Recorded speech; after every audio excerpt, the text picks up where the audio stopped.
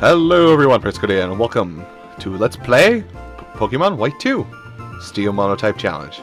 Last time we went up Bianca, got ourselves a new Pokemon, which is a Snivy, which I'll bring up the summary for, and I'll also explain some things on this while we're on this page here. So we got a Snivy from Bianca. We also learned how to catch Pokemon and had our first rival battle. So, I said I would mention things about stats in the last episode, never got around to it, but we're going to start here. Oh, I got a female starter. That's actually a low chance if you pick a male trainer. Or male character. Anyway. The few things to note is, and I'm going to go over these probably as quickly as possible, is first off, on the top screen you'll see Rash Nature. Basically, the nature of your Pokemon will dictate what moves are going to have a little extra amount of stats in. The Rash Nature, unfortunately, I'm not into the meta very much, so I don't know. So maybe people in the comment section can tell me more. But it'll probably have it might also say on the stats page in a second here. It'll also note when you caught the Pokemon, so you actually know what day I've actually been recording these videos. Oddly enough, it'll show what city you show you what location you caught it in, what level, and a little extra caveat about it that doesn't matter too much for battling and training. And on the bottom screen, you'll just basically see basic information: the name, its Pokédex number, its type, which our Snivy is a grass type, if you couldn't tell already. Who caught it? The ID number, our ID number of our trainer. The number of experience points it has already gotten, and the number of experience points it needs to reach the next level. And also its current level is pictured here too. And an item it can hold if it has an item to be held. The next screen over shows the information I meant to tell you about last time. So, the stats are pretty much laid out. HP, that's your overall health until when your health reaches 0, that Pokemon faints. Your attack stat is basically how much physical attacks do, or the attack stat will determine how much damage physical attacks will do. Your defense stat will determine how well you can take physical attacks. Your special attack stat your special attack stat will determine how hard your special attacks will hit, and I'll tell you more what's a physical and what's a special attack later on. Your special defense determines how well you can take a special attack hit.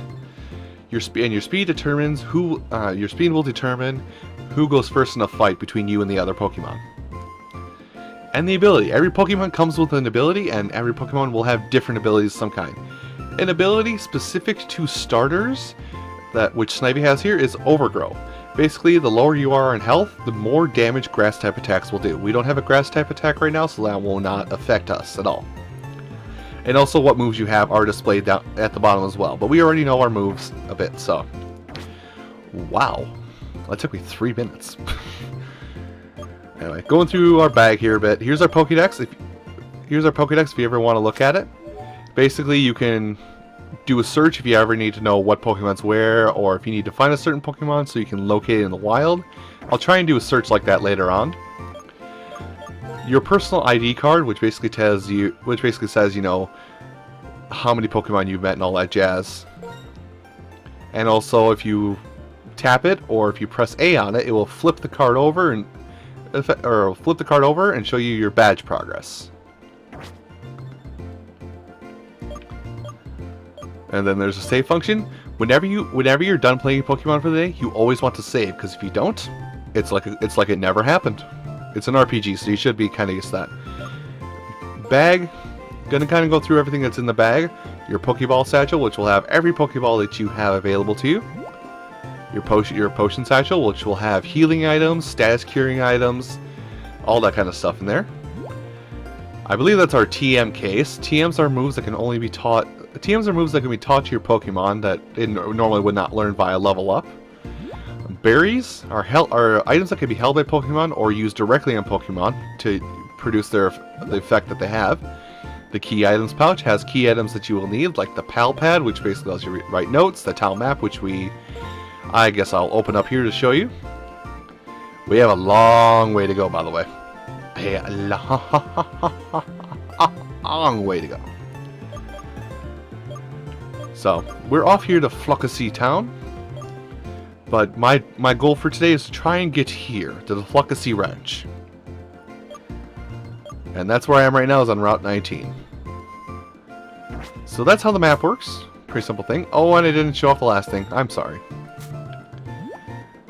And I don't know what that is. I think that's probably a postcard holder. Which postcards don't really have much impact on what you do. And actually I should change the options really quick here so I can... well, I wanted to change the text speed to fast, actually. Leave the battle scene on shift, mono... Confirm this. So, and it looks like we're going to get into a wild Pokemon battle. Now, most wild Pokemon battles I am actually going to just plain cut out. So, but unless it's a new Pokemon. So, this being a new Pokemon, I'm going to keep it in. Seeing as we have technically encountered Purloin in the wild, thanks to Bianca, we don't really need to worry about seeing it again in a wild encounter, so I'm not going to worry about doing that. Now, Patred is not part of my team at all. I might catch one later just to have it for an HM slave. Oh, that reminds me. Did you learn a move? Hey, you learned Vine Whip. That's our first grass move. And I'll actually go ahead and pull that up really quick here so I can discuss that. Come on. Next. So, Vine Whip. Now, Vine Whip is a physical attack, as indicated by the star-shaped icon up there. And it's basically the first grass move any starter, or actually it's the first grass move a lot of grass Pokemon learn. It'll basically will allow us to deal super effective damage against certain types of Pokemon, which I will touch on later. Now, the thing I meant to tell you guys before, and I'm actually intentionally avoiding as much as I possibly can, including trainer battles. Trainer battles will probably have to be discussed at another. Trainer battles will have to be discussed at another time. Sorry about the cut there, but that's kind of what you'll be expecting while I'm going through this. By the way, is I'll just stop talking because it'll be a new battle. Yes. Oh, hello, Alder. I remember you from the first game. I never actually fought you, to be honest, because of post-game stuff. But hi. He has a cool song. I don't remember having him sung this in Black and White 1, but then again, I only played it once through. When do I get to learn how to jump off cliffs like that? Hey, I need an adult! No, I'm not. Well, I technically am, but according to this game, I'm not. I have to follow this old man around. Hey, wait! Hello, I'm in Flucacy. Hello, I'm right behind you.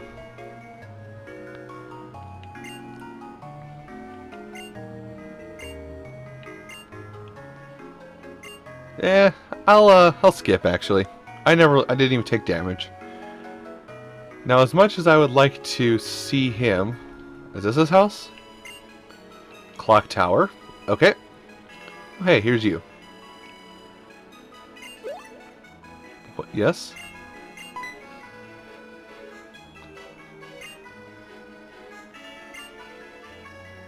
Ah, good. We'll probably run into him. Alright, I'll follow the road to Route 20. And also to my destination for today.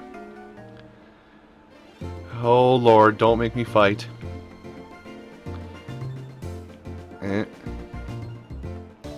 it, okay. Now, I'm going to explain something here with trainer battles that I was hoping to kind of avoid. So, this first trainer battle, I'm going to leave in as normal, nothing cut. But in future battles, I will actually be cutting out trainer fights, and well, I'm not going to be cutting them. I will speed them up, and I'll play some music over the top of them. So episodes might accidentally get a little long if I end up running into multiple trainers, but I'm mainly timing my commentary based on I'm mainly timing the episode based on my commentary. Anyway, now our first trainer battle here. We're actually going to forgo tackle to use Vine Whip. Now, something I didn't explain before is if a Pokemon's typing and the move are the same, it will actually be powered up by an additional 50%. So how you saw Vine Whip did 35 damage, it will deal about 48 damage with Snivy's typing corresponding. So Vine Whip, stupid strong compared to our tackle.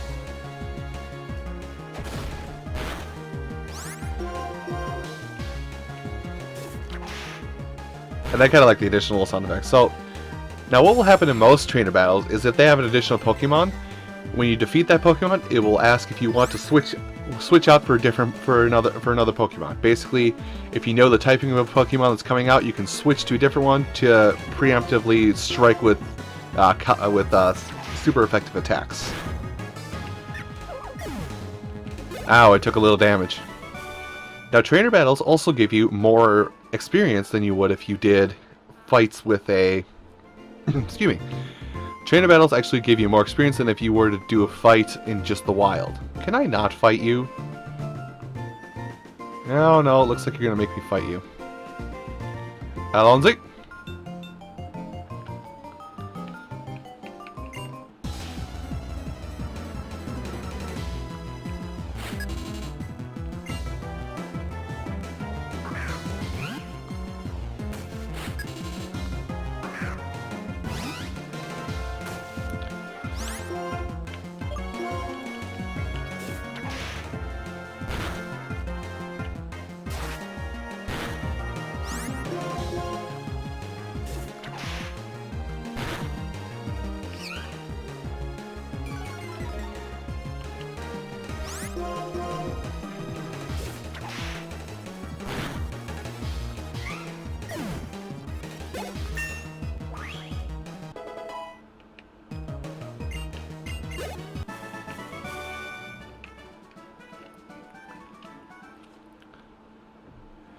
Something else I did mention is also trainer battles give you money, so that way you can fund your your adventure. Paralyze heal. Now we have not come across paralysis yet, so I will not be able to really discuss what paralysis will do to you. But that will be in the medicine case, kind of like I mentioned before. And new Pokemon? Yeah, it is actually. A Sewaddle. A Sewaddle is Bug Grass type. Meaning that any of my attacks other than Tackle will... basically my Vine Whip will actually do a lot less damage to it, seeing as Bug resists Grass and Grass resists itself. So I will do a quarter of the damage I normally would do to a Pokemon that doesn't resist it at all. Meaning that if I were to fight the Sewaddle, I would need to tackle it, but I'm actually going to run away from it. I hope I'm explaining things well enough for people that are new to Pokemon to kind of pick up on the trait.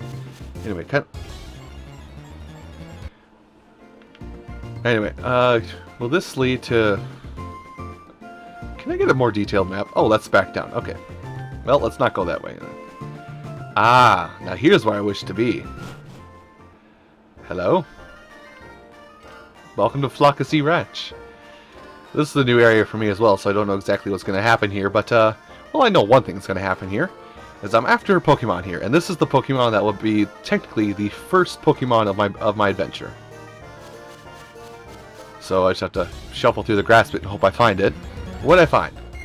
Oh, stop being depressed at me. This is Azurill. This is actually the pre-evolution of Meryl. You know, like Maryland. Let's not. Azurill, oddly enough, is actually normal type compared to Meryl's water type. So, if this was a water type, I would say Vine Whip it, get done with it, but I'm not here for the Azurill.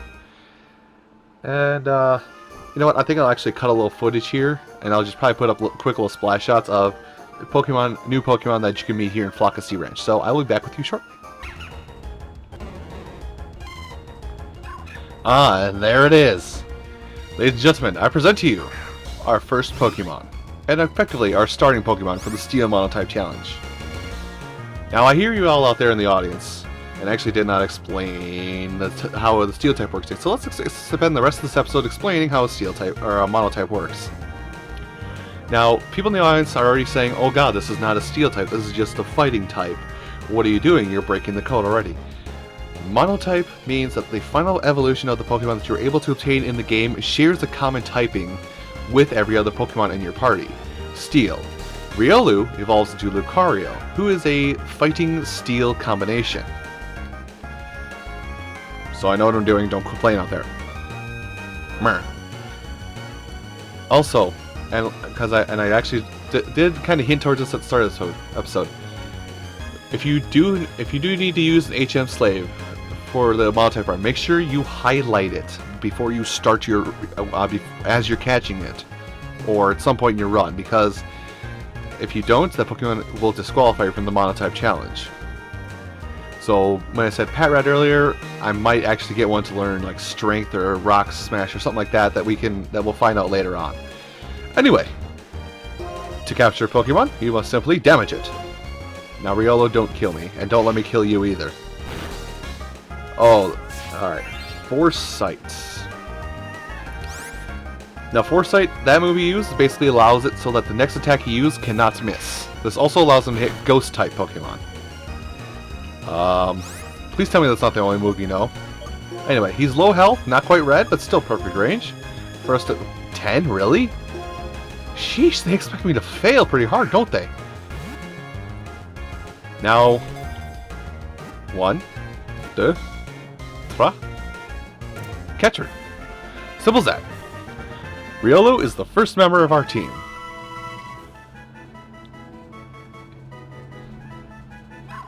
It uses the shapes of auras, which change according to emotion, to communicate with others.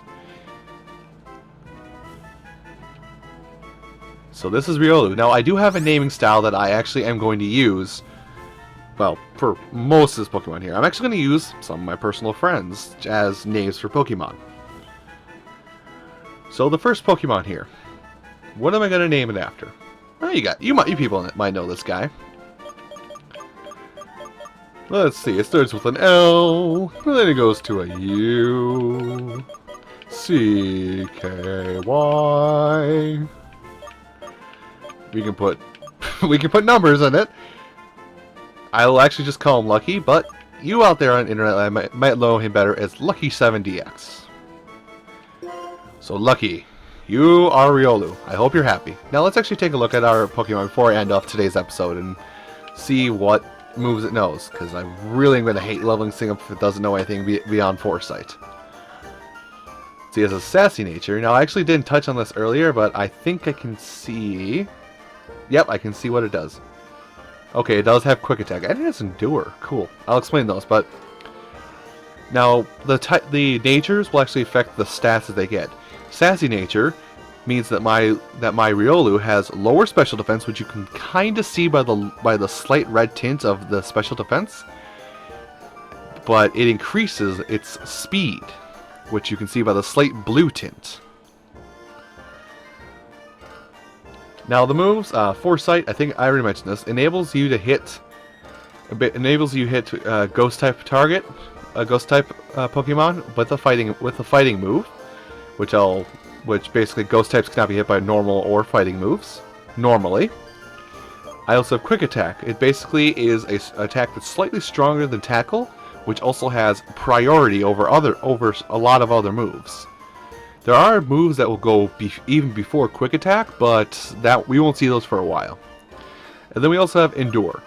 Basically, it's a move that you can use to make your Pokemon hang on to with 1 HP. So if you're afraid that your Pokemon's going to get one-shot by something and you need to buy some time, or you can do something of that sort, or if there's a move later on that requires you to have less HP to do more damage, you can use Endure to hang on with 1 HP. So, what I'm probably going to do between episodes is actually spend some time grinding up levels with our Riolu. Or Lucky in this case. So, that's probably my plan. I'm going to go back and head back to town. As long as I don't get into a fight, I gotta run around this person. Like so. Anyway, back to town I go, because I need to store my stuff. But everyone, I do thank you for watching this episode of Let's Play Pokemon White 2, the Steel Monotype Challenge. We have gotten our first Pokemon, and are actually able to start the Steel Monotype Challenge.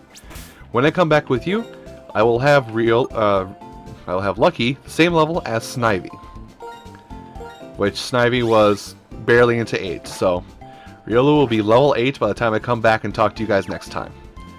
Thank you all for watching, and I will see you next time.